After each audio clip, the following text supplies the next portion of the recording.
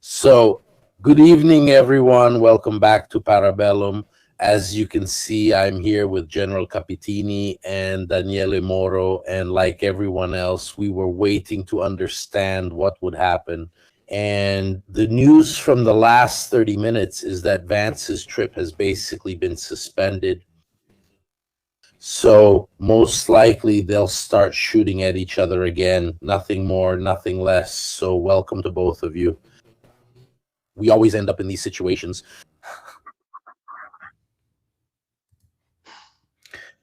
Thank you all then. I'll try to recap what happened in the last week. We've all seen the back and forth.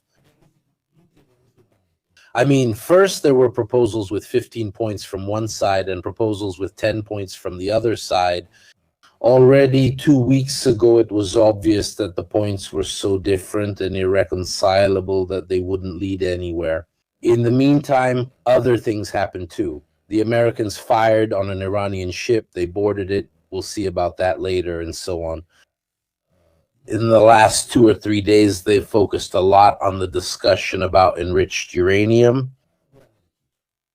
The Americans said, well, Trump said, yes, we'll take away the enriched uranium. The Iranians said, no, that's out of the question. Right in the middle, the Russians offered to host it themselves, and I think Pakistan did too. Obviously, the Americans clearly don't like this solution because it could then return to Iran without too many problems. This, on the other hand, seems more like a request that addresses Israeli needs, which is to eliminate the problem at its root. The second round of negotiations begins. In reality, while Trump on one hand was saying the second round of negotiations is underway, it's going very well, very productive talks, and so on. The Iranians officially say that they really refused. There is no second round of negotiations, so everything has stalled. Today, they were supposed to meet in the end. Today is the 21st, the end of the 2-week ceasefire. Actually, since that whole mess with the ship being boarded happened and so on, let's say things have heated up. In the last 24 to 48 hours, and basically, except for Vance, until 4 hours ago, he was in Washington. He was on the phone with Paolo, and we were wondering if he's in Washington, how long does it take him to fly over there? So it was already very doubtful that he would show up. Now it's official that absolutely nothing happened. Everyone will stick to their own positions. Paolo, I wanted to bring you in right away. On the matter of the ship, how much do you think the fact that the USS Spruance, among other things, is named after a great admiral influenced things? The USS Spruance fired on this Iranian ship, they boarded it and so on just in these last 48 hours. Is it a game? Is it just everyone playing their part? First of all, good evening to everyone. Hello, Daniele. Hello, Mirko. And hello to everyone listening to us. First of all, it shows something very clear. Even the Iranians didn't really believe in this round of negotiations. Because it's not like the Iranian ship had nothing to do, right? It lifts anchor and tries to break the blockade. They were told the Iranian ship lifts anchor, go this way, and then we'll see what happens.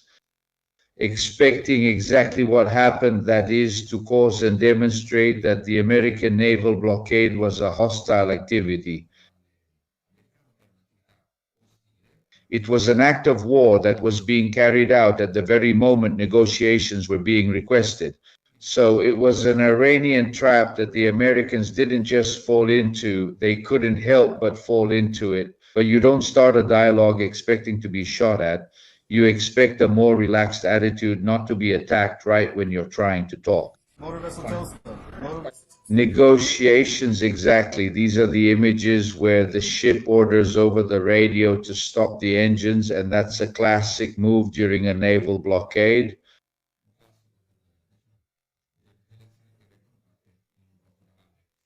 The Iranians said, you have taken some of our people prisoner, you are holding Iranian sailors hostage, you have damaged property belonging to the Iranian state. And at the same time that you expect or force us to negotiate, you do so from a position of bad faith.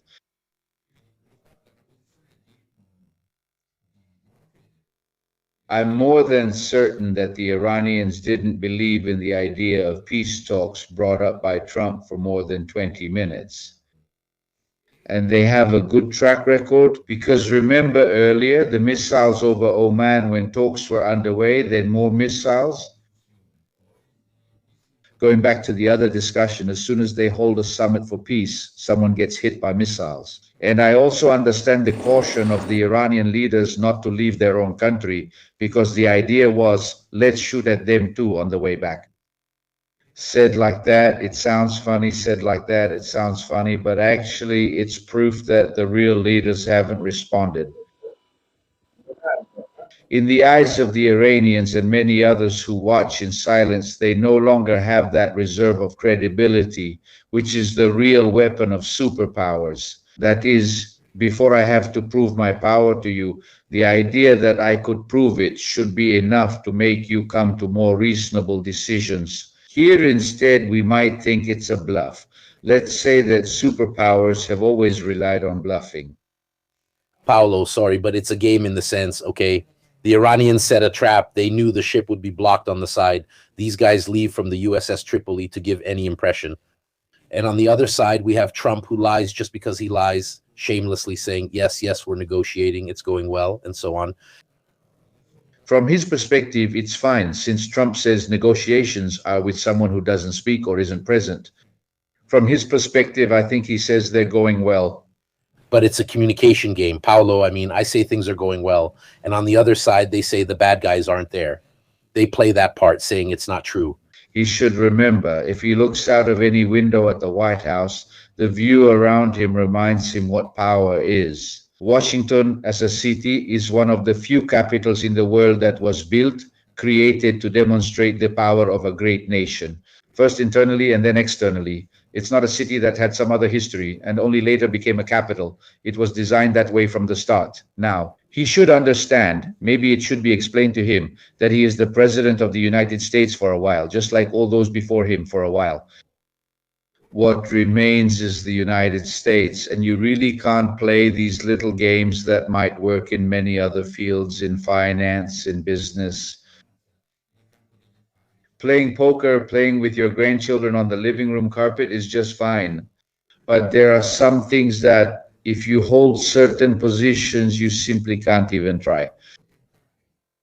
You can't even try them. Sometimes it would even be convenient to try them, but you can't. Why? Because your role doesn't allow it. If he's rigid, he doesn't want to accept this thing that being the president of the United States doesn't mean you're supported by genius so you can be a president. The United States has such an advanced vision that it can even afford to be a little original. But simply, he is a person simply inadequate for the role, and this is very serious. If you think about what powers and what indirect powers the President of the United States has over the rest of the American state apparatus, because he's lucky to have a Congress that is worthless, because otherwise you have a president who doesn't understand anything. With a Congress that had bad intentions, it could overpower him. The balance of that nation would be completely disrupted. So the United States needs a president who is at least normal and a Congress that does its job. If these two things work, they can't manage themselves. Right now, they're standing on one leg, and that's not good. Let's say they're both on their knees. There's no leg up, but let's say that after the elections, one leg gets back into position. They can't stand on one leg. At the moment, let's say it's a coffee table.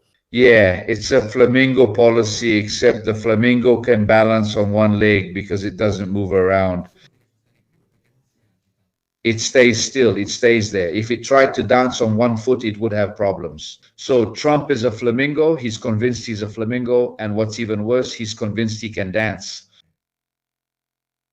Look, I'll broaden it for you. Besides the tusk, which, as you can see, was going beyond the area, let's say, of interdiction set by the Americans. What I can understand, though, is also the interception of other ships as well, which is pretty strange. I mean, look at where they went to intercept a ship. Yes, it's true that it had a declared route towards Iran, but they went to seize a ship, the Tiffany, not Tiffany. So no breakfast for anyone. And also this one, well, it was flying the Botswana flag. A bit suspicious, but here too they basically went and carried out an inspection, which maritime law still allows in international waters. Yes, it's within the law. If there is suspicion about the ship, but the suspicion must be based on the cargo manifest. If there is suspicion that this ship is transporting war materials to a country at war with you, not with someone else, that it is carrying technologies for military use, and strange as it sounds, that it could be transporting slaves. It's also carrying drugs. There are still slaves around after all, but with this principle, any navy in the world can board anyone in international waters. You need to prove it first, meaning have just cause, for example, on the ship. No, the government says that if you do the inspection and still don't find anything, the damages, the delays, then your government pays them to that ship's flag state. I have the idea that the United States pays Botswana. Or Iran, I don't know. I don't know. What about the conscious winger? But there's something behind it. The United States is saying that we can stop anyone anywhere in the sea. It's a reaffirmation of the fact that they have control over the sea, right? Very true. They have control over all the seas except for a small stretch of water that is vital today. And that's the underlying problem in this discussion. The United States cannot tolerate that a small and extremely vital strait is not under their complete control, because their power comes from real control over the world's routes. And all the routes sooner or later pass through straits. The Strait of Malacca, the Taiwan Strait, the Strait of Gibraltar, the Suez Strait, the Dardanelles, the Barents Strait, Panama, and that's the end of my geography lesson. I don't have any more. Because of that. But no matter how big the sea is, in the end, you end up having to pass through a certain place. And the United States builds its power on dominance and the ability to intervene anywhere and to let one party pass through and deny another a certain area. If you challenge this, you challenge the nature of American power.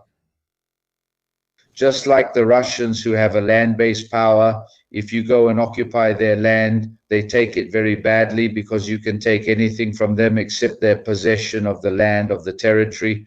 And that's their element of power. This explains part of the war in Ukraine. It explains keeping Belarus under control. They need physical control over the land that surrounds them. And the Americans need physical control over the sea that surrounds them.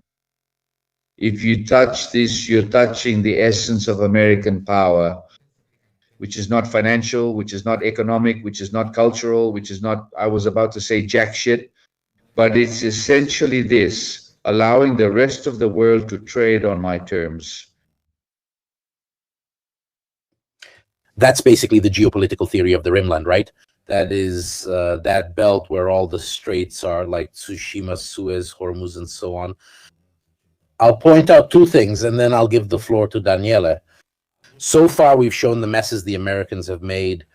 They fell for the trap with the Iranian ship. They boarded another one. Trump says there are negotiations and others deny it.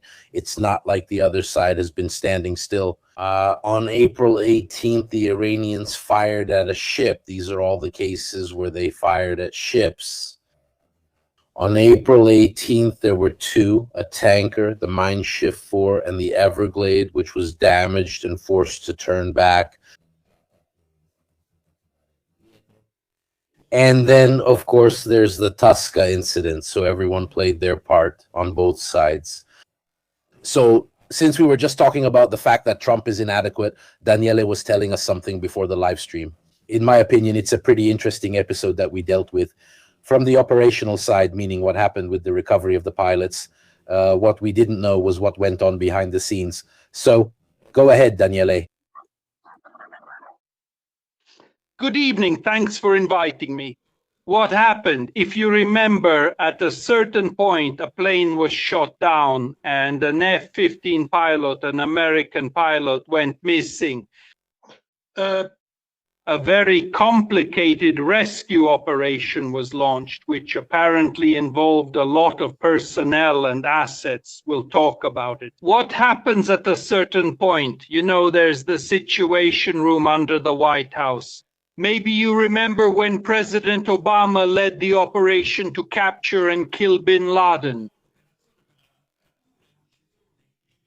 There's a very famous photo where you can see a dozen American political and military leaders gathered together one evening, Sunday evening around 8:30 p.m. Washington time,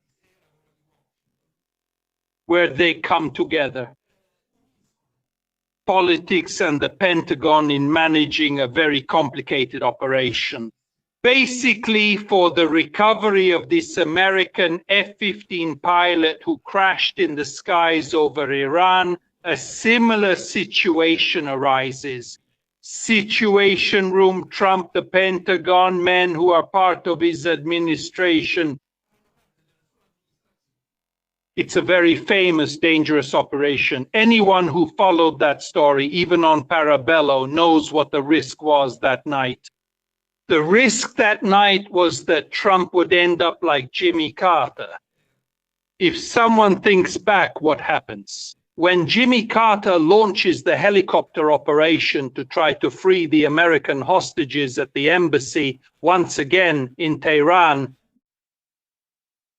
in a disaster that cost Jimmy Carter the re-election to the presidency of the United States of America. What is Trump's fear that night? That the operation might fail. What happens in the Situation Room? In the Situation Room, Trump is used to it by now. He has surrounded himself in this second administration, which is completely different from the first. In the first one, if you remember, there were generals, politicians, technicians, experts who told him no many times, luckily for everyone. This time, remembering the experience of the first presidency, he chose to surround himself only with yes men or yes women. What happened? The commanders at the Pentagon who were in the room realized that this man basically panicked. I mean, he was the one saying, if the operation fails, I'll be the one out, not you. I mean, he was really under tremendous psychological pressure. At a certain point, what happened? They had to take him out of the Situation Room. They literally took him away while the operation was still going on. And they chose to give him information little by little without letting him be involved in the operational phase of the decisions. Now, you understand that this information, and which even the Iranians know, as you heard in Mirko's introduction earlier, leads even the other side, first and foremost, I'd say, to no longer understand what game they're playing. I mean, I believe then General Capitini studied these things at the academy. I believe as a citizen that the most dangerous thing you can find in an opponent is to find an idiot, in the sense that an idiot is unbeatable. Then over the years, some people have said, Trump acts like Nixon to fool us. No, I've come to the conclusion that Trump doesn't have a strategy. He just got himself involved. There's the investigation we talked about last week, the New York Times investigation, and no one has been able to disprove it. What does the New York Times investigation tell us? That before Christmas, Netanyahu goes to Trump and tells him, we do a two-step operation. We kill the Iranian leadership group and the regime will fall. The director of Mossad in turn goes to Washington and says exactly the same thing. The New York Times' account tells us that Trump, against the advice of the entire Pentagon, starting with the generals he himself chose, decides to go ahead anyway. So that's when he got himself into a hellish situation. I mean, the moment you make a misstep, everything else follows. What General Capitini explained, in my opinion, is interesting for this reason. First of all, they got rid of, this was also explained by a university classmate of mine, who was the American ambassador to NATO and the American ambassador to Beijing. I mean, not exactly a nobody. They got rid of the entire State Department team that spoke Farsi, the language of the Iranians. They got rid of the Iran experts at the State Department, and they sent... Even the removal. It also explains the removal of the chief of staff and others who obviously told him, you can't do that. Of course. Absolutely. They sent two real estate guys who always remind me of Totò and Peppino in Piazza Duomo when they go up and say, "Nous volevan savoir" to the traffic cop in front of the Milan Cathedral. So when you rely on this team and you started with a piece of news that came out almost in real time, when you reported it, it still hadn't been confirmed on the Washington Post website that Vance was no longer going. The fact of bringing Vance into a situation where the team of American experts was taken out by the Americans themselves. Vance, who is the one most opposed to these operations because they contradict all the campaign promises of the MAGA movement and so on. Not only that, but the point made by General Capitini is the real problem in this matter. You made a mistake by attacking. You underestimated the risk that someone would defend themselves. And so everyone said, since it went well in Venezuela, let's try the same trick in Iran. Well, that really means mixing apples and oranges. You got yourself involved with Iran. At this point, Iran has no interest in giving in anymore because the roles are completely asymmetrical.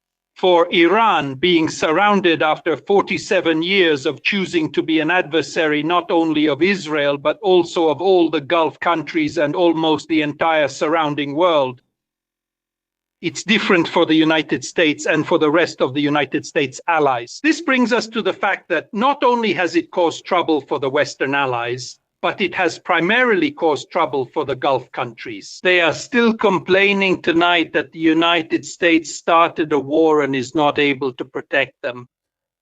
Trump has some issues with Vance because lately he's been sending him on suicide missions, kind of like the last voyage of the Yamato. First he chews him up in Hungary, now he sends him here just for appearances. He feels a bit that now Vance represents the true MAGA people, and instead he messed everything up, so he wants to, quote unquote, involve him in his own things. No, look, from experience and by nature, I'm against conspiracy theories. I don't think there's a plan. It's just a colossal mess. In my opinion, he wanted to involve Vance, but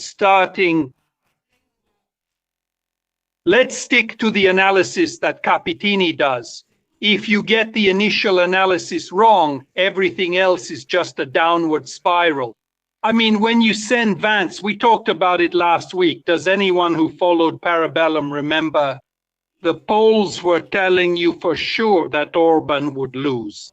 The discussion was only about whether he would lose by a lot or a little, or by enough to change the constitution.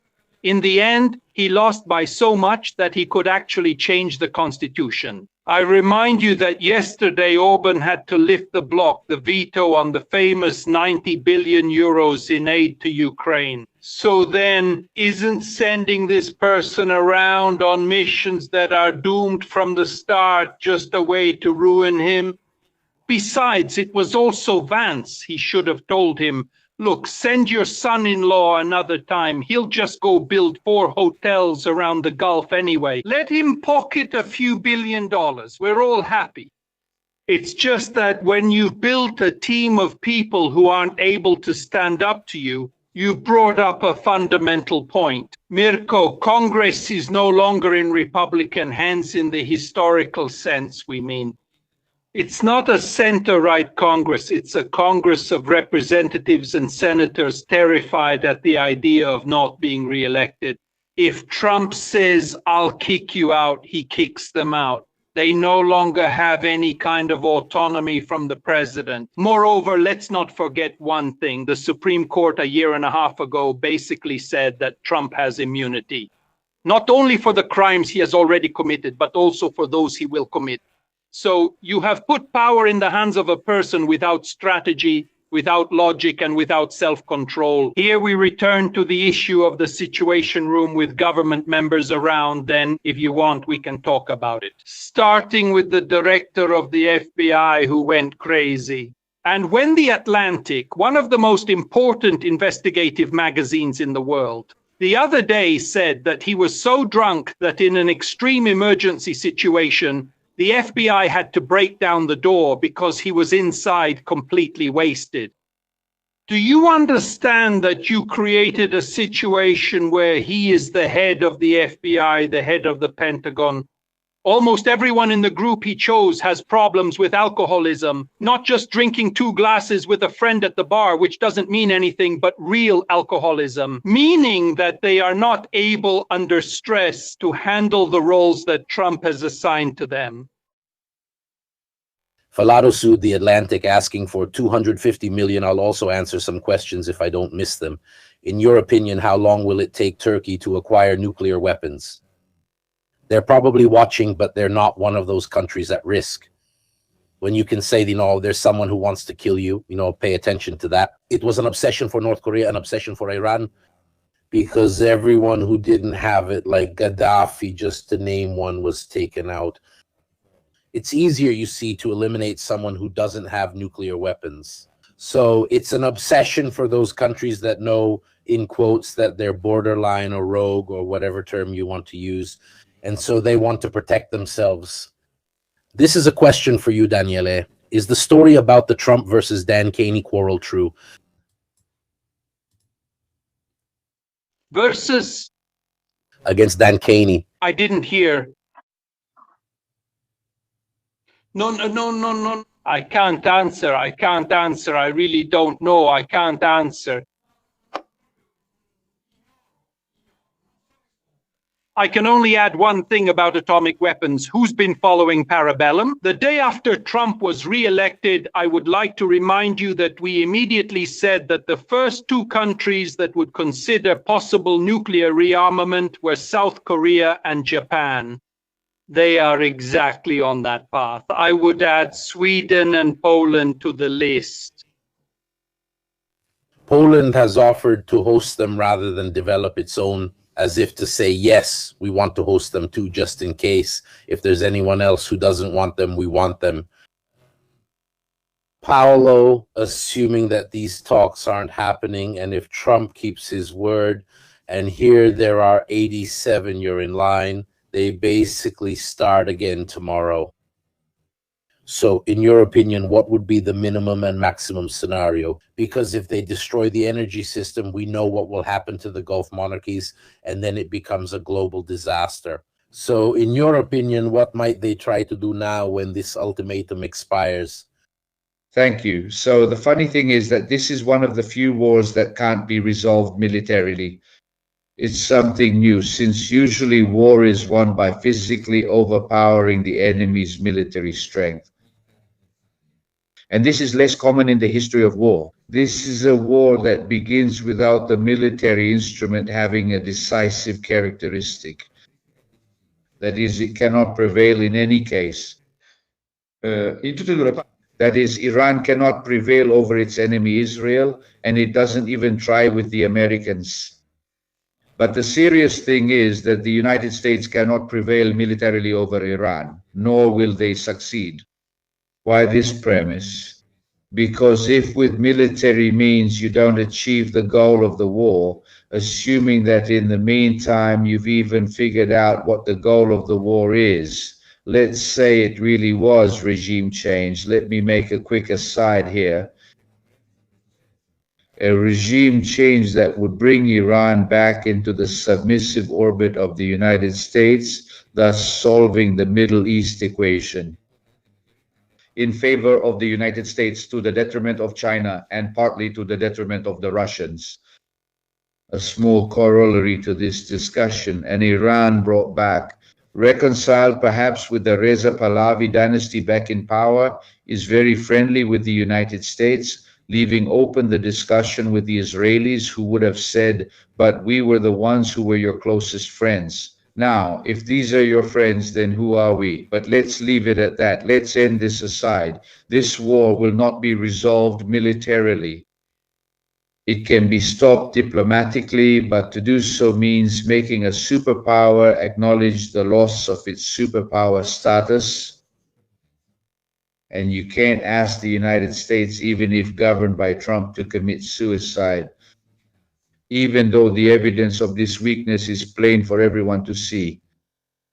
They're plain for everyone to see because we have a superpower that can't wage a ground war because the American army doesn't have it, the remaining proportion of American military power. The remaining American military power is in its Navy and Air Force and in its ability to control space and operate in cyber networks. The Army, all things considered, is not the reason for American military power. In this theater, it couldn't bring it to bear. It tried to project air power and achieved nothing. It tried to project national power. And it achieved nothing because the naval task forces are nowhere near the Iranian coast. For a simple reason, not because they're timid, but because there is a very serious risk that you fire today, you fire tomorrow, and by the fourth day, maybe a lucky little missile ends up right inside the main deck of the Ford and puts you in serious trouble, if not sending a nuclear aircraft carrier to the bottom, which would also be something to talk about. So you can't succeed by military means. If you don't want to and can't go down the diplomatic route, the only thing you do is stall. We keep playing defense. I pass to you, you pass to me. We don't cross the halfway line. I won't score on you. Let's try not to let in another goal. Put plainly, we do another round of bombings just like that and see if maybe they soften up. Already knowing that when you take off, those on the other side, they soften up and they already know they won't soften up. But we gain time. That's what this step is for. So if I have to make a speech, these 15 days have been technically used by the American Air Forces to let the pilots rest, to do better planning, to do maintenance on the aircraft, to change some parts, to fix things up a bit. A pause, what is called in technical terms an operational pause. The operational pause is between two operational cycles. Probably once this pause is over, which is not a truce, a new operational cycle will begin. I sincerely hope that it does not hit the targets you mentioned, that is, that it does not strike the vital elements of Iran. Somewhere, I believe in some dusty manual of international law, it's written that this shouldn't be done. But, you know, who even notices if you kill civilian populations, if you blow up bridges, if you destroy dams, if you flood entire provinces, if you bomb hospitals? But let's just say that it can't be done.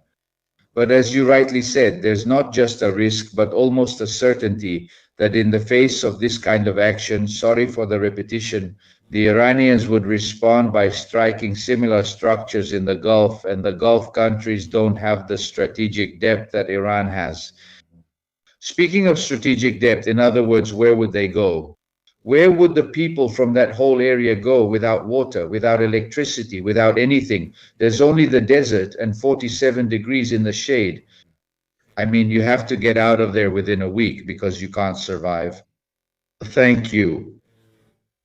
Israel has two refineries, two refining plants. If they really start hitting them hard over this, where will you get diesel? Where will you get other things for Israel? Israel doesn't have strategic depth. I mean, it's small, it's extremely small. And so, if the war moves to that level, even though the Israeli armed forces are very, very prepared and very well equipped, they still come from a small and concentrated country which has a finite number of desalination plants and industrial facilities, which become legitimate targets. So this second operational mandate, if they really want to open up to real negotiations, they could bomb what has already been bombed. Or if they've already bombed and destroyed the barracks, they destroy it again. When it rains, it pours. Then you would give the impression that I'm buying time, not causing you any more serious damage, so that we can see if we can find another channel, because maybe in 15 days we haven't managed to do so. Paolo, could it be that this back and forth was just a way for one side or the other to buy time and get ready for the second wave, knowing full well that the talks would fall apart? Yes. But there's a fact that wars have to end sooner or later. I mean, you can't just, it's like imagine a game of any kind. There's the first half, there's halftime, there's the second half. But even when we were kids, we'd say, whoever gets to 10 goals first, then we start a new game. But there really is a rule that sets the end of the competition. I don't know. I totally agree, Paolo. Let's keep the Russians in mind over a 5-year span. All right, but it won't be 5 centuries. No. It won't be 5 centuries. Any sensible Russian and any sensible Ukrainian knows that they won't spend the next 25 years fighting for the Donbass. 5 years, 6 years, 7 years, because they can afford it due to territorial continuity, the fact that it's essentially a ground and drone war, and because there are 140 million on one side and 30 million on the other. I mean, they have reasons why a war can last 5 years. But if you take the parameters of that war and apply them to Israel and say, this is what you have to deal with for the next 5 years, I would expect an internal uprising in Israel, a mass exodus of Israeli residents to other countries, because you can't handle it. You don't have the scale to do this. Whereas Iran does. So the war can go on, but only up to a certain point. Maybe now 15 days of truce wasn't enough. If they had said, let's have a 3-week truce, maybe they wouldn't be shooting at each other now. We'll have to see what they start hitting tomorrow or the day after. Because if they start hitting hard again and give the Iranians the chance to do the same, things will escalate. It'll be like we're on another planet.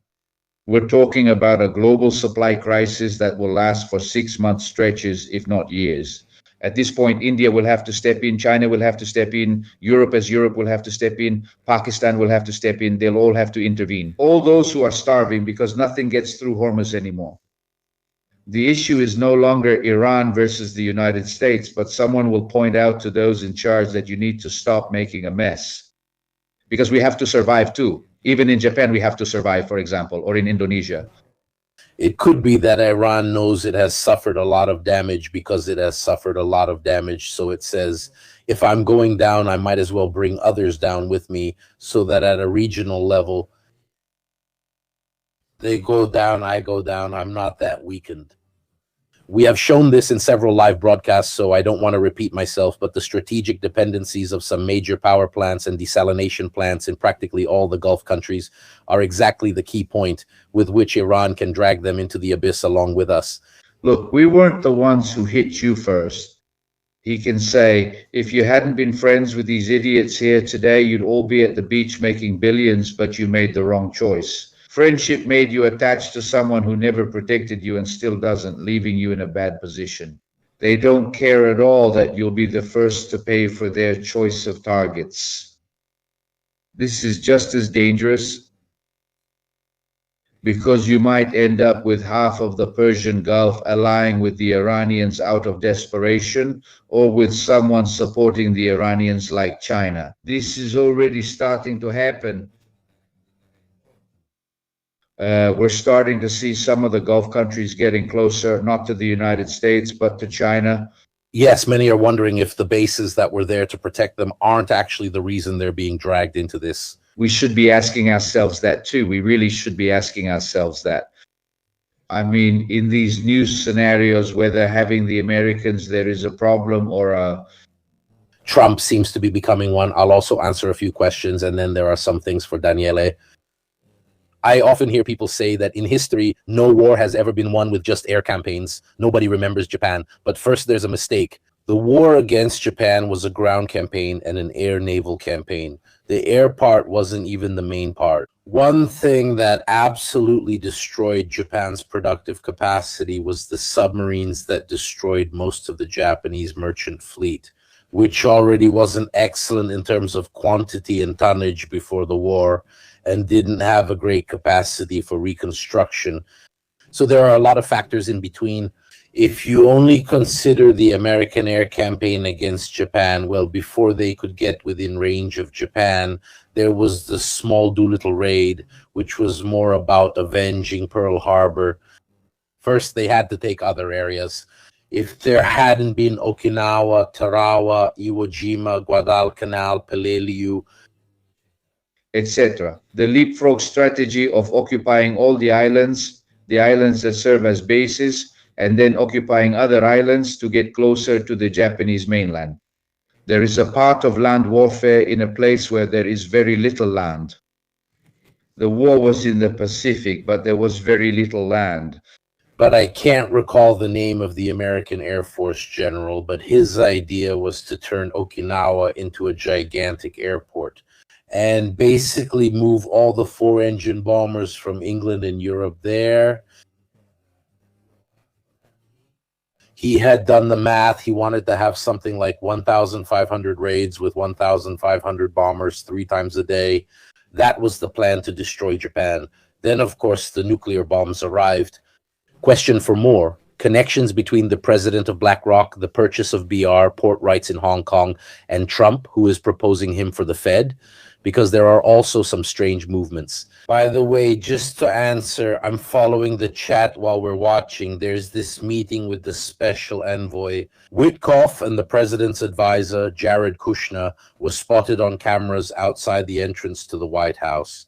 Rubio is also there, as well as Secretary of Defense Hegseth, who was seen entering the building. Like Rubio, there's basically a meeting happening right now. Thank you. Thank you all. Keep in mind that it's 6 hours earlier than in Italy, so the operation is clearly suspended. It's clear that the meeting is held to decide how to proceed, but we have to stick to the considerations that you make. That is, the two sides have objectives that are completely opposite.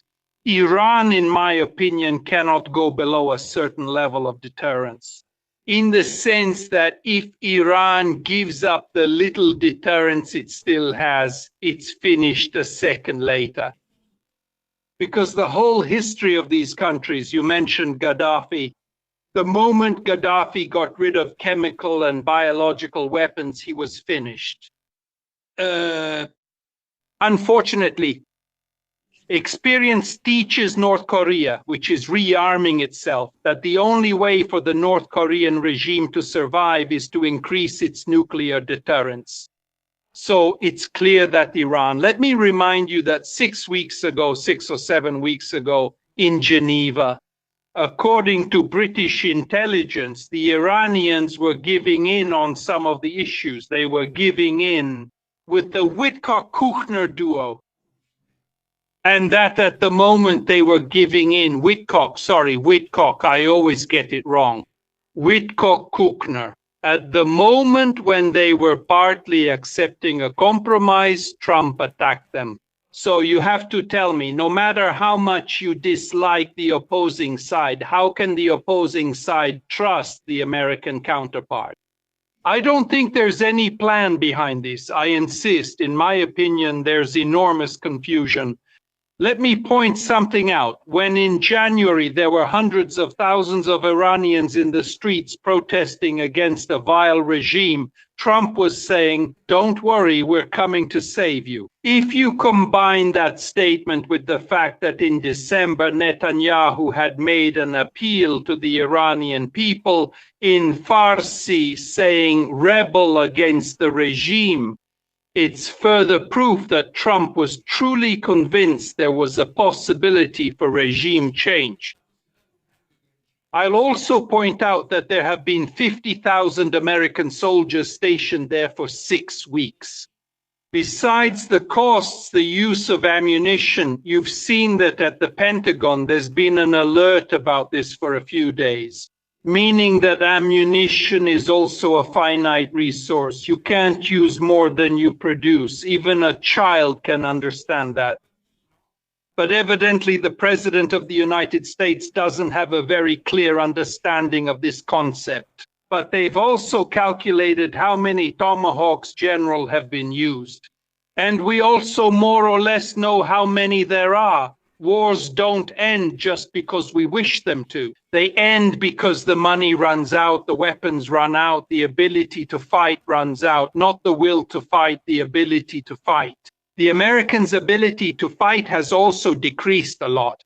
On the issue of the Federal Reserve, the only thing I can say is this. The first hearing that was held today in Congress is very interesting because the new head of the Fed, who in theory should support Trump in lowering interest rates with this ongoing war, which unfortunately General Capitini is right about, not only is it not ending, but if tomorrow morning they go at it again, it gets worse, so inflation increases even more and the cost of energy goes up. The risk of Trump losing the midterm elections increases. The risk of Trump and his people ending up on trial with a third impeachment increases. Someone could end up in jail.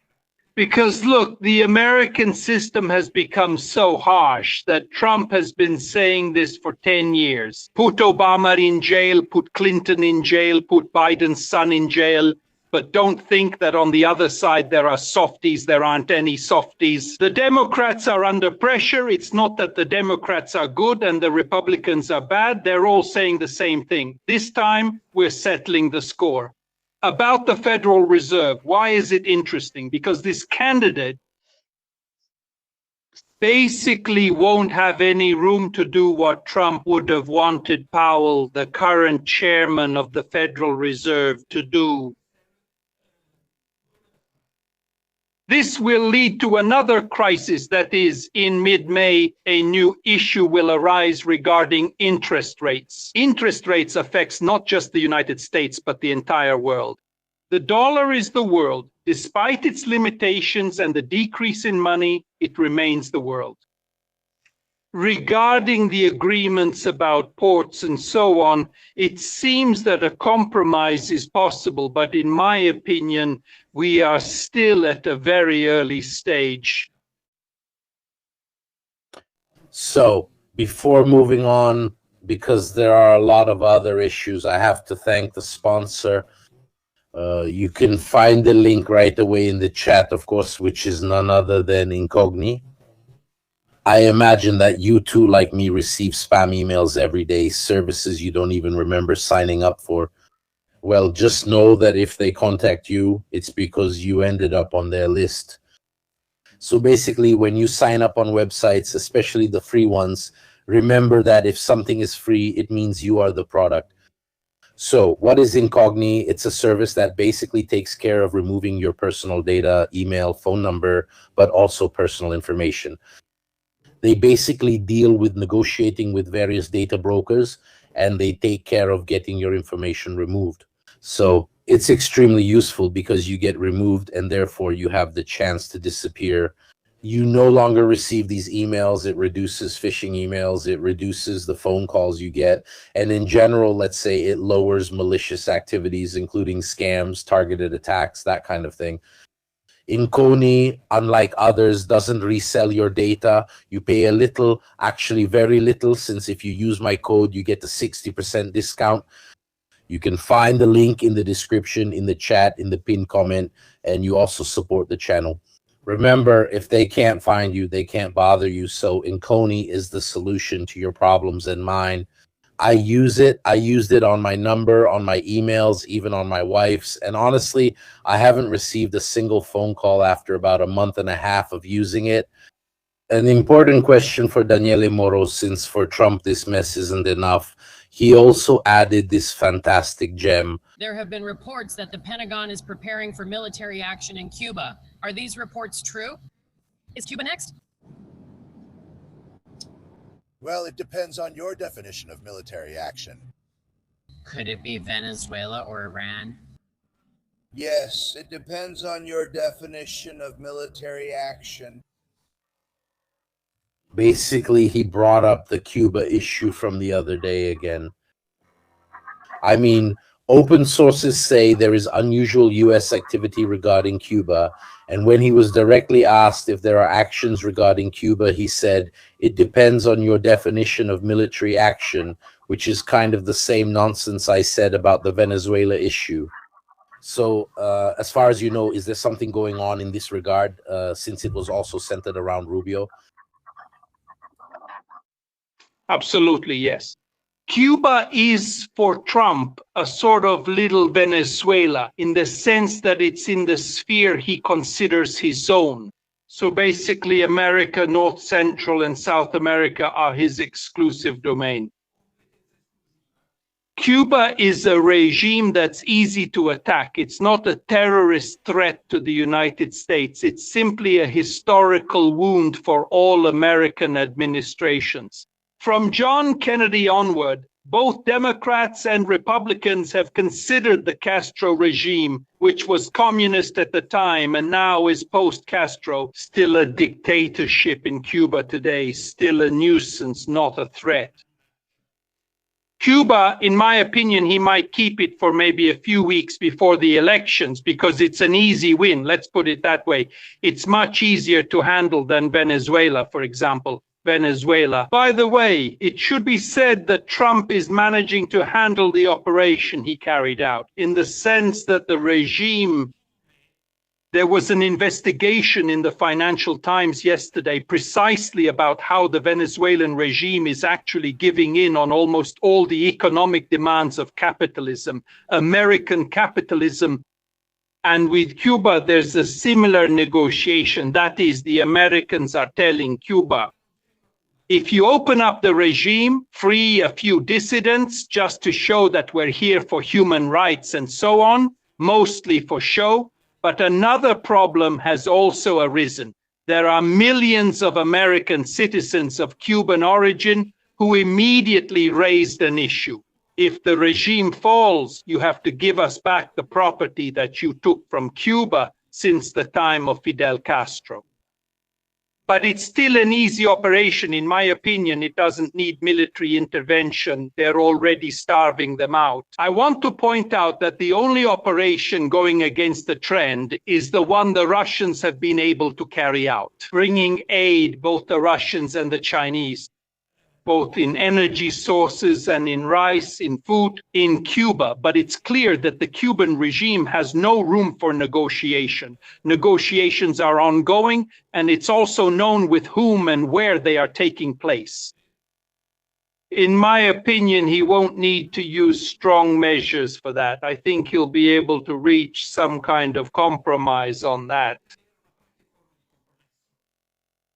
This tells us that outside the American continent, the rest of the world remains open to him. Because all those issues, we haven't talked about them yet tonight. But I remind you that a month and a half ago, Trump called together dozens of politicians from around the world because he had to rebuild Gaza. Gaza has disappeared from the newspapers, but it's still there. Lebanon is still there. Ukraine is still there. Taiwan, same story. I mean, the global fronts of a power that claims to be a world empire still has almost all its fronts open. Without solutions, without solutions. This is, I mean, it's not a regional problem, the relationship with the European Union and the so-called willing. I mean, the attack that I'm sure many of your followers have seen, the attack that came today from Moscow, very violent against the Italian Prime Minister. He says that even in Moscow, they have acknowledged the fact that even the least hostile leader is passing through. National protesters feel this. This was due to a change of course in recent days regarding the human race. Natural beast, certified idiot. Giorgio Butamelloni.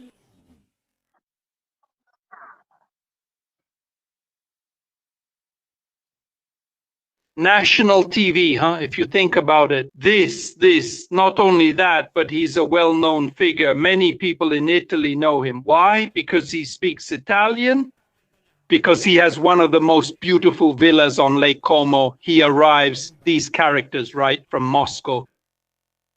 It's been seized. He learned Italian in one of the most beautiful areas in the world. And like almost all these people, he basically invested his money in the West. And today he finds himself with them. So this is something I've never understood either, you know? I've never understood it. All these defenders of Russia, right? I even see economics professors defending Russia. When they get some money, they buy a villa here. They buy a Bentley, they buy a villa in Tuscany, in France, places like these. They don't buy it in Gagauzia or in Boreasia. some people in Hungary, because do you know how long it takes to get a permit to build in Gagauzia? Try building something in Gagauzia. Don't underestimate the attack that came from Moscow. Never forget that a month and a half ago from Moscow, the head of the press office of the Ministry of Foreign Affairs attacked the president of the Republic, Mattarella. Be careful. It's true that Italy is a medium-sized country, a middle power. But the role that Italy plays within the West bothers a lot of countries. Orban's defeat is not the defeat of a country with 10 million inhabitants. The other day, for example, the pro-Russian sovereignists won in Bulgaria. But no one can put Bulgaria and Hungary on the same level. Hungary played a role in the financing of the MAGA movement as well, even in America. I'm telling you this because I know what I'm talking about. Even in Washington, there were lavishly funded invitations to go to Hungary, to cast Hungary as a sort of internal enemy within the European Union and more generally within the Western world. These reactions that are coming tell us that nervousness towards the West, towards what we call the liberal world, is not only in Washington, it's in Moscow and also in Beijing. Because Beijing, which also has internal problems, is playing a very negative role regarding Iran because it is helping the Iranians exactly like the Russians. In fact, the seized ship was perhaps carrying dual-use goods. That's what the Americans say. I wanted to ask Paolo something, but first I wanted to mention Hungary. There are entire reports about whole villages in Hungary where basically Russian is spoken. I mean, the Russians have created their own community. They've bought the whole village. And Hungary has always given visas, permits to enter, a facilitating role. The Russians obviously bring money, and so they start to have, even in a time like this, an easier entry into Europe thanks to Hungary. That's why there has always been this close relationship. By the way, the funds from the famous scandal involving 3 big American YouTubers who were getting paid to say what they said, coincidentally, the money was going through Slovakia and Hungary with a fake Hungarian banker and so on. So it's always the same banking circuit, the same system of permits and so on. So you can understand why it has always had a preferential relationship with the Russians, even when it came to energy matters. Going back to the topic of Solovyov, who is basically remote controlled, if he starts with such a violent and crude attack, it really reeks of instructions from someone in Italy. Now, we know that within the right wing in Italy, there's a bit of chaos. So I wanted to ask you, Paolo, what do you think about this situation? Because I doubt that Solovyov just wakes up in the morning and says, who should I attack today? And then starts attacking Meloni so violently. It's obvious that the Meloni government was still very close, at least formally, to Zelensky. And she maintained that line even though members of her group like Bandacci, Salvini, and so on were against it. It's a bit strange, this thing. Do you smell something fishy, Paolo? Yes, before giving an answer, which is just an opinion though, keep in mind that Hungary, at this hour when everyone's home, has a population of 9.5 million. Lombardy has 10.5 million. That's 1 million more than the Hungarians. Just Lombardy. Why is that? Because numbers matter. what was done today by Russian television was done against a country that has real importance, which it itself does not recognize. I'm talking about Italy, but it does have it. Italy has a certain level of economic weight, a certain level of demographic weight, and a geographical position, which, in relation to the interests of the Russians, so oriented toward Libya, so intent on gaining a new foothold in the central Mediterranean, and now so close to the Egyptians, it is not comparable to that of others. What do we have? What we have is this. A week ago, Meloni received Zelensky right after losing her ally in Hungary, and she made the usual statement of principle she always makes. Because Meloni has always said that the Italian government, the Italian parliament support Ukraine without any ifs or buts for what we can do. This is the element of realism that Italy brings to the general debate in Europe without making things up like the Baltic countries or Poland. For what we can do, we give you everything we can, but you can't expect us to sell our house to help you because that's something we can't do. But within the limits of realism, Italy behaves very honestly and is an example for the rest of the European Union, in Italy's view, in Europe. They get dismissed when they're first put forward, but then slowly, if you look after about 20 days, a month and a half, a good part of the arguments presented by the Italian governments are somehow accepted because often they are common sense arguments. So why do they give us such a hard time? Now I'm starting to get suspicious, maybe because in a year we have elections.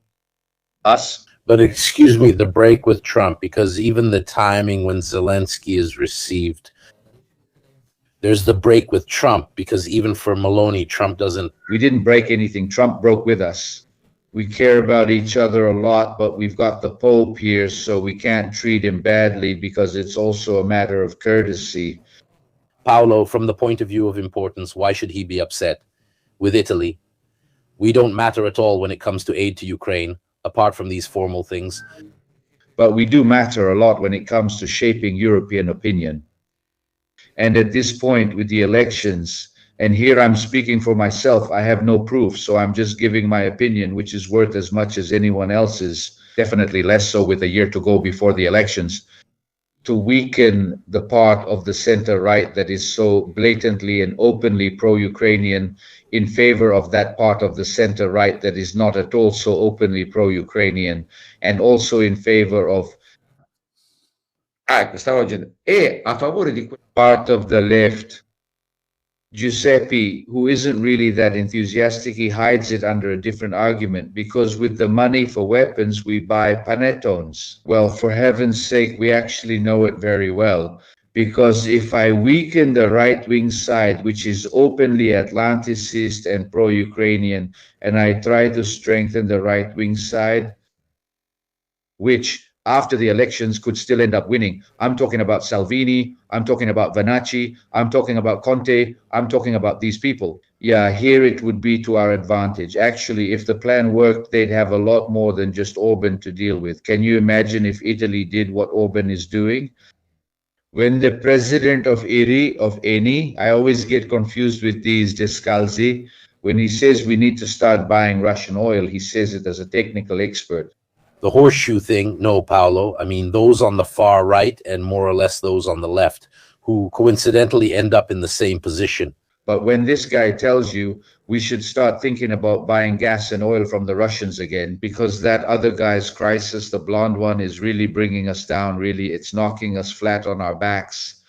Descalzi gives a speech. I'm pretty sure it's Descalzi. I hope I have the last name right. He's really technically putting himself at the head of the nation's energy sector. What can I say? We get energy from wherever it's available. I can't just say, no, let's all die. So it's normal for him to say, let's get closer to Russia. The government's response was, we'll think about it. Maybe we'll restart the coal plants, turn off the lights. They didn't say yes, they just said, we'll see. So put together the idea that maybe there's a softening of all of Italy, which is not Hungary, which doesn't have 9.5 million inhabitants, which doesn't have Hungary's economy, and has an economy 2.5 times the size of Spain's. Just to say, in short. I wanted to say something from a political point of view, meaning Vernaccio made a sneaky move. At the moment when you have a right wing led by Meloni, which, however, has become very pro-Atlantic, at least on the surface, she parades around with Zelensky and no longer deals with what used to be their issues, like immigration and internal security. Look, for someone on the right, To attract the historical right, he is strongly anti-Atlanticist. I mean, the doubts about leaving NATO outside of Italy, like the far left and the far right used to say, they said the same thing, out of NATO. I mean, a Vance who leans even further to the right.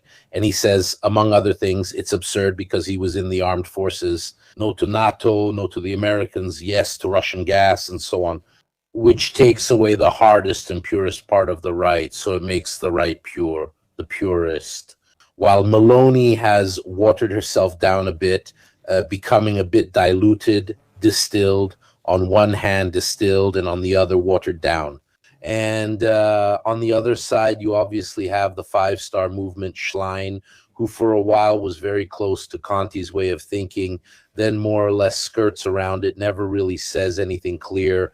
It's interesting to see that what he says now on Russian TV is used to further diminish Meloni, precisely to play into the hands of both the Italian far right and that group, Salvini, Conte, and so on, who could undermine this government.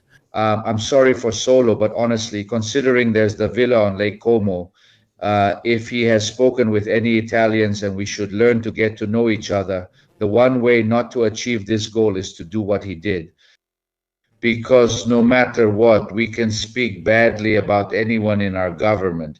But if you mock my head of government, in the end, I'm not going to applaud you. Except for a few fanatics, this is not the way. But they chose this way, though they're not exactly known for their finesse in dealing with this issue. There's one who doesn't have one like this. Trump attacked her as a politician. Some say he attacked her as a minister. I mean, who knows? It's not like someone is snooping around. On the other side, there's the President of the United States saying about the President of the French Republic, the first modern republic in history, that his wife slaps him. We're in this Barnum circus, which basically means going back to our own scale. A little smaller, a little more polite. Sorry for the other words. I can't find a better way to say it. Something more polite, a little more British, a little more, maybe in the long run or over the medium term. It will benefit us compared to other parts of the world where the way of doing things is also the essence of business. Try acting casual with a Japanese person, try acting silly with an Indian or with an Arab. Try saying, do you think what was said about the Crown Prince of Arabia, that I forced him to come kiss my ass? An Arab would just laugh it off with a beer. But that guy will wait 20 years and cut your ears off at the first opportunity, at the moment when it really hurts you. And he spends that time studying how he can really hurt you. We who live in the Mediterranean know each other, those who live around this old tub, we in the north of the tub, the Arabs in the south of the tub, but we all know each other, the Turks in the east. And we know that certain things in this part of the world you don't say and you don't do if you want to live in this world. And we've been living here for 3,000 years. He doesn't even know what we're talking about. If you try to talk to him about this, he won't understand you, because Venice could keep an embassy in Constantinople even during times of war, and no one would do anything to them because they knew how to behave. Just as an example. I'm answering the question, sorry if I'm going off topic, regarding Iran, a little tidbit for Mirko and good Lanzara. It's one of the reasons why I put this background. Apparently, they've postponed the retirement of the 10 to 2030. They shouldn't retire it. Never retire it? Never. Never. Sooner or later, you'll need it. And for those who say these things, leave Italian politics alone. It's not for you. I'm sorry. But even though not everyone is able to make policy, everyone is able to judge it. Go ahead, Daniele. So I have to say something. Having lived abroad for 18 years as an Italian abroad, I have to tell you that Italy is coming out less badly than many other countries, including countries with a stronger tradition. If you look at the position of the same Defense Minister Crosetto, who went to Parliament and gave a speech that even part of the opposition agreed with, which is an Italian attitude with all the limitations of a middle power. It has to deal with the historic ally who is no longer our ally. We are still allies of the Americans. It's the Americans who are no longer our allies, because when they go campaigning for a loser in Hungary, are they actually sending a message to the AfD in Germany, to Le Pen in France, to Vanacci and Salvini in Italy, to Farage in England? We have a country that works less badly than the other medium-sized European countries. Meloni's consistency doesn't come from political sympathy, but from an observation.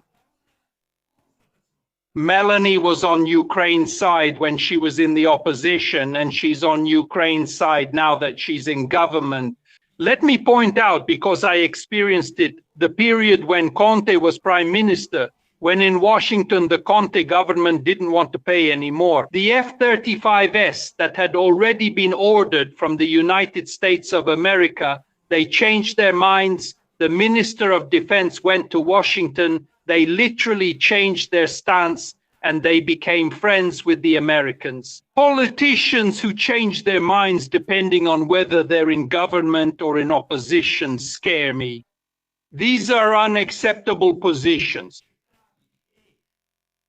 I'm not a military expert, but look, even in the operation that was discussed the other day in Paris, the Italian Navy, the Italian minesweepers, from what's being reported, are one of the few resources that European countries are able to deploy. Having a small to medium-sized navy, which has actually been recognized by London, that the Italian Navy is military, better than the British one, which has become the laughingstock of the United Kingdom. There are other countries in great difficulty. Look, the attack that came from Moscow today is in a context that doesn't just concern Meloni in the headline you just showed. Meloni, as the second point in Sokoli's attack, is what she is. She betrayed Trump. In Moscow, they're complaining because Meloni betrayed Trump. She didn't betray Trump. So what are you saying? They were saying that countries shouldn't be American puppets. Who's under pressure right now? Under pressure right now is the nationalist front that got itself into a mess. Because Trump started a war and can't finish it. And he calls it, let me remind you, a special military operation. General Capitini, for 6 weeks, the President of the United States has been waging a war that he doesn't have the courage to call a war. Who comes to mind that's been waging a war for 4 years, where if you call it a war, you go to jail? Putin. We are in a situation in which the three great empires, including China, have an internal system problem with continuous purges of military officials. Mind you, we're not talking about China tonight, but even in China, there are currently major weaknesses. My point from a historical perspective is that we are living through weeks that will go straight into post-war history. We are living through a period that is much more serious than the Berlin Wall crisis and the end of the Soviet Union, because that's where the Soviet Empire falls. Here, what's happening is the collapse of the international structure that has in some way kept the world together for 80 years. The first victim, if you think about it, what is it? The United Nations, which has stood for 80 years on a compromise among the great powers. The great powers are no longer able to reach a compromise because they no longer have a strategy. There is no strategy. This is the problem we're experiencing today. di strategia, improvisation, plus being dragged along by the Israelis for the same mission as some officials who actually have a plan. I tip my hat to the Israeli strategy because they are the Americans. No one talks about it, by the way. It's like Bibi's gone missing. In these past months, we haven't heard anything from him because all the noise is about Trump, all the tension is on him while they keep doing their own things. By the way, the ceasefire with Lebanon just fell through in case we missed something in between. It was violated in these days by the Israelis, and today Hezbollah claimed that they fired. So they'll say that they violated it and they'll start again. So Israel has its own plan that keeps moving forward while the noise of the world is constant. It's focused on Trump because, of course, he's a perfect character. If I wanted to stir up trouble and have an ally like Trump, knowing that the blame would fall on him, since you just have to set him off and he'll do everything on his own, well, he's the perfect partner if you want to do this kind of thing. He contradicts himself about everything anyway. We spend our days, we and the newspapers, following him while Israel relentlessly continues with their plan. Also, as we're seeing near the Golan Heights regarding the Druze, as well as Lebanon and so on, things are moving under the radar. Mondosint always keeps an eye on what's happening. So I believe this will end. Either he will make yet another turnaround and extend the ceasefire for the 5th time, or he will have to stick to what he said, and tomorrow they will have to resume the attacks. I don't know, Paolo, whether he leaves, whether they reach an agreement or not. In any case, what have they given us? 2 months of chaos? Yes, but he said it, they said it, even the economists said it. Sorry, I can't recall his name right now. In short, the fact is that if this crisis lasts for a limited number of months, 2 months, thank you, I'm really sorry, but I was thinking hard. If this crisis lasts 2 months, the price increase is spread over 2/12 or 1/6 of the average value of the cost of oil for the year. But here we're already at 50 days and there's no end in sight. If this thing takes up more or less in some way, including demining, 4 months, 5 months, here we're talking about a systemic crisis, a real systemic one, that once triggered, you can't quickly reverse simply because you say so. Yes, but don't worry, Andreas is open, the strait is open, the strait is open. The refining capacities are the same as before. Shipping capacity is the same as before. The extraction and transformation capacities of petroleum products are the same as before, aren't they? And in the meantime, what other value chains have developed and will try to stay afloat? What other monstrous messes will this kind of crisis have triggered all over the world? The resolution is the lack of a power that is recognized as a guarantor or capable of keeping crisis situations under control in the world. Will this let us live in peace, or will some remote power somewhere decide to take over its strait or create its own mess, knowing that no one will come to disturb it? In this sense, Daniele is absolutely right.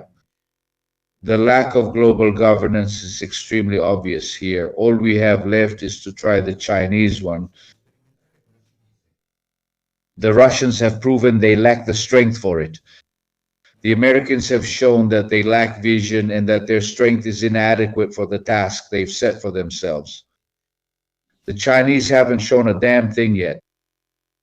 And I tremble at the thought because I wouldn't want them to end up showing that they have something, and then we start dancing to their tune, which I don't think would be very pleasant for everyone. I like the food. There's a question for you, Paolo.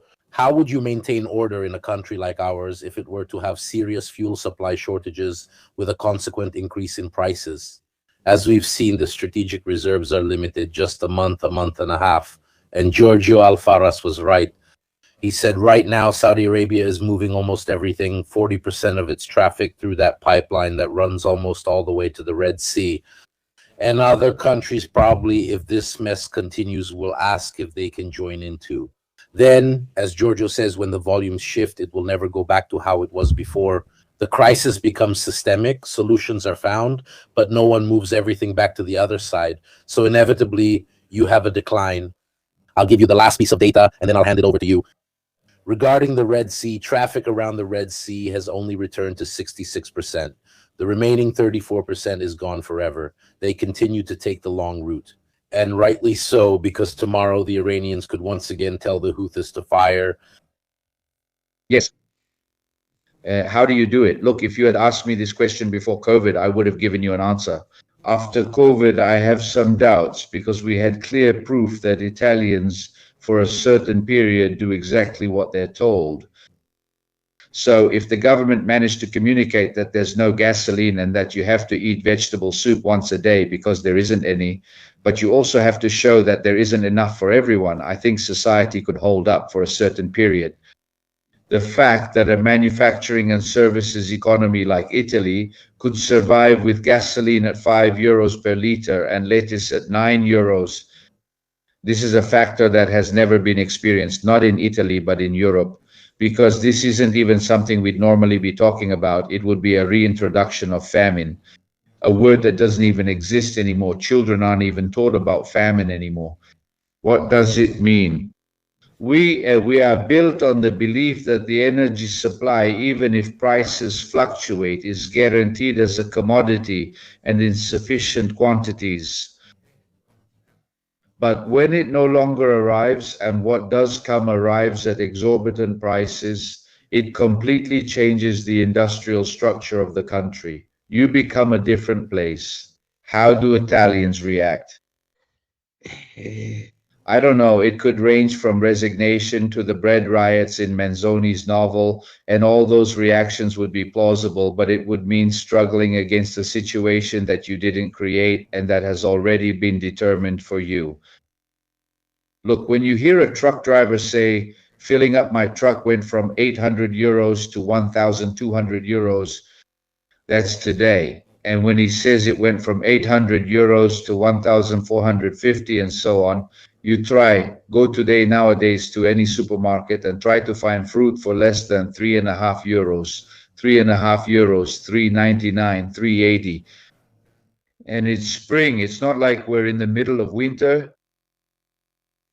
You can already start to see the effects. Try doing your shopping and you'll see that you easily spend 10 or 15 euros more than you did 40 days ago buying the same things. Thank you.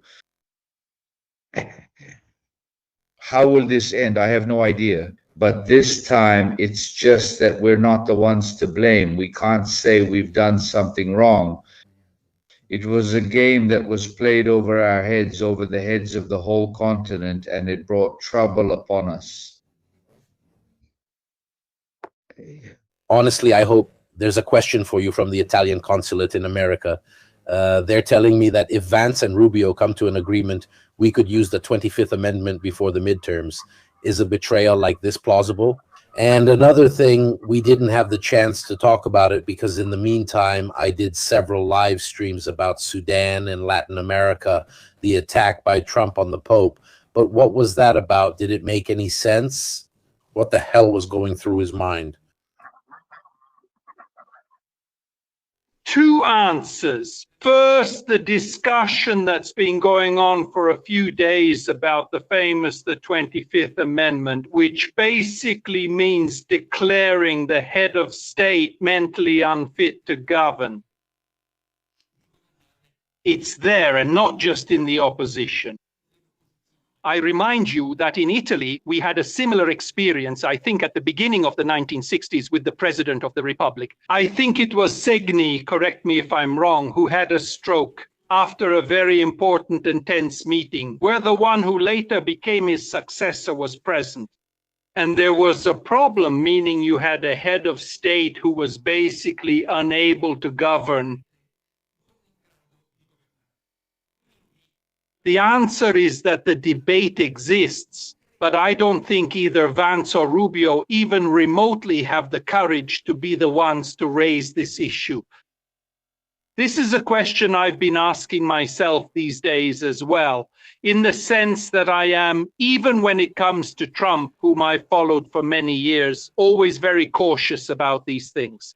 During his first presidency, there were claims he was blackmailed by the Russians. The famous Steele dossier, which I have read, not only did I read all of it, but I also met Steele in London.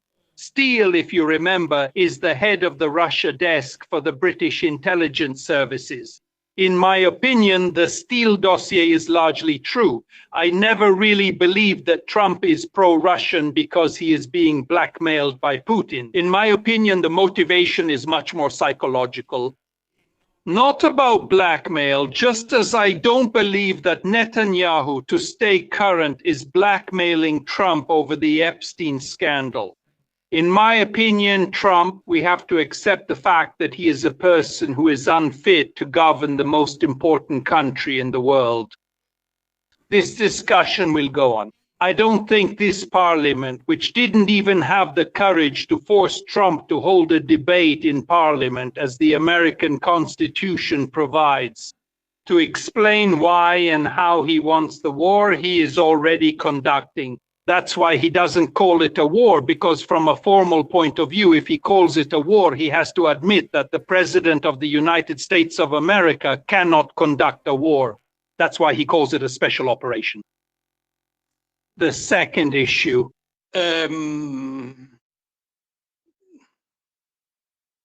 let's say this. The real issue that's at stake tonight in Washington and that I'd like to offer for your consideration is this. Starting from the same basic point all three of us have been making tonight, that is, Trump has gotten himself into a mess without a strategy and doesn't know how to get out of it. What is the issue being discussed in Washington even today? Trump, if you remember, broke the agreements in 2018 that Obama had made, the compromise that Obama had reached with the Iranians, the ones from 2015. I was present when Obama and Netanyahu had an epic public clash in Washington in front of 2,500 people. One supported a compromise with 1,000 limitations, Obama, and Netanyahu said, no compromise. What's the real risk, even in the best case scenario we're facing? That Trump is forced to take up the compromise that Trump said is the worst in the world. Go on.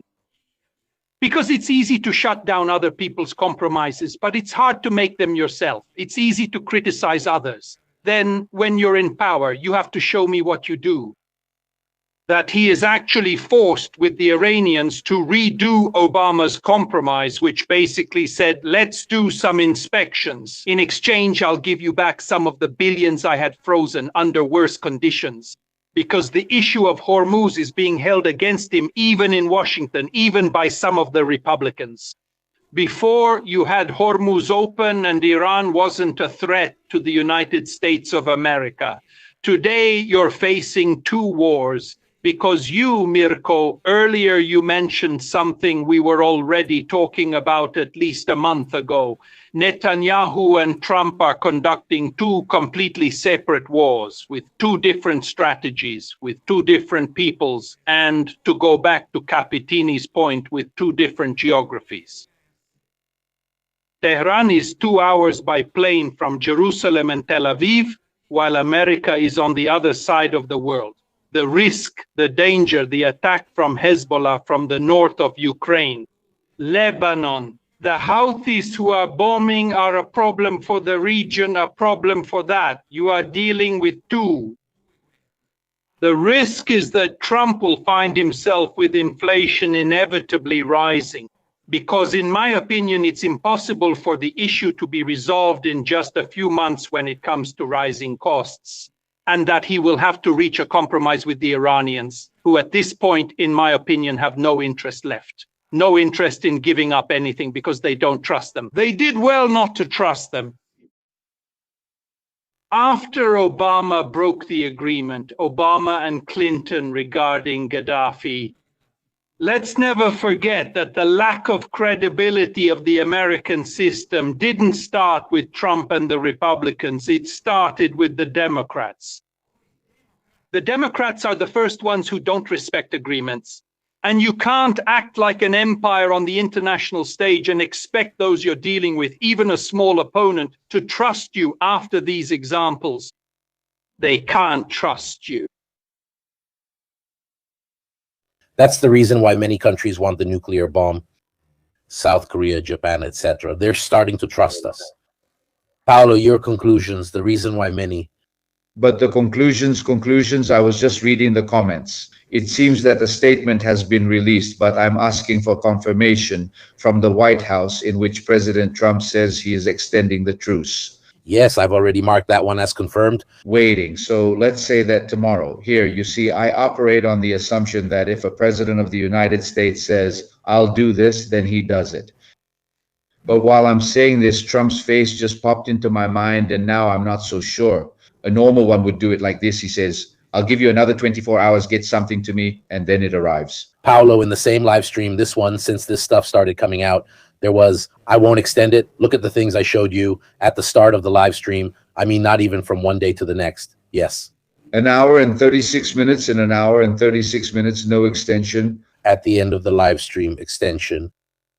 I mean, tomorrow morning, very early, I have been kindly invited by Rise, so I have to say goodbye to you.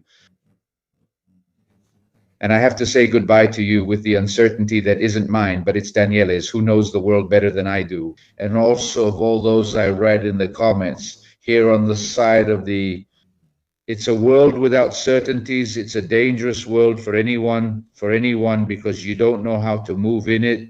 You don't know who is a friend and who is an enemy. You don't know who you're allied with and who you're not. Can we count on the United States? Could they be our next enemy? Because that's not out of the question. Paolo, sorry, but can we live on this planet just feeling our way, not even from day to day, but from hour to hour? For a century, throughout the 1800s, that's how people navigated. People operated under a policy of pure force. I arm myself, I have a bigger army. And the thing is, from Napoleon onward, the idea was that if I don't want to go through another imperial conquest by the French, I'll build my own big army, my own big navy, everything supersized, if you like. World War I ended that, then came World War II. The system of feeling secure solely through force doesn't work, or at least it doesn't work for our continent. What works is credible force, but it should be just as credible, if not even less so, than the ability to compromise between the parties. If I had tweeted, Paolo, there would have been fireworks? Yes, no, that's for sure. But remember the phone call between President Kennedy and President Khrushchev during the missile crisis. We're talking about a crisis that was handled by people who had fought in World War II. Khrushchev fought at Stalingrad. I mean, these were people who knew what war really meant. These two called each other, and in the end, regardless of what they actually said, they put on a show. I'm the president of this country, and I'm speaking to you on behalf of my people. I'm the president of the other country, and I'm speaking to you on behalf of my people. So let's both calm down and let's avoid making me look bad in front of my people. So I'll back off, and you please remove the missiles from Turkey, because all this mess comes from that. That world of looking each other in the eye and giving your word is gone. So if you take that away, what remains is fear. Not the word anymore, just fear. Fear is a bad advisor. He used to say, I'll leave you with a quote from Marshall. George Marshall said to Eisenhower just after he became president. I'm not sure if people like that phrase much. He says to Dwight, look, government isn't glory. It's loneliness organized around decisions, and it's fantastic solitude organized into decisions. Marshall was a great organizer. He was a great organizer, and Eisenhower was a great general, a great president for Americans in that period, all in all. A modest president as a person, but a strong personality. Politics. It's also a warning for democracies that can vote. Be aware that choosing unfit leaders and people in charge is dangerous for everyone. The choice made by a people far away, an ocean away from where I live, messes up my grocery shopping here in Rome, puts someone in trouble in Japan, affects families in Indonesia. I mean, do you realize that? The responsibility you have when choosing one person over another? And this time, I hope the Americans learn this lesson that they can't afford to find an idiot and put him behind the wheel. So I thank you. Well, not much optimism. No, I really thank Paolo and Daniele. Unfortunately, the current presidency reminds me more of Dr. Strangelove than of great communication. And then we'll see who feels more guilty. Can I feel more guilty than you? Come on, Yuri. I feel guilty too. Do we want to stop these bombers or not? Yes, I want to stop them too. It seems like that kind of thing. Let's hope there's a tomorrow. Who knows? Because by now, actually at midnight, everything will have changed again. Yeah, exactly. Thanks to... Thank you all and good night. See you on Friday with Lanzara for a technical live stream and on Sunday with an update on Ukraine. Good night. Good night. Bye, everyone. Bye.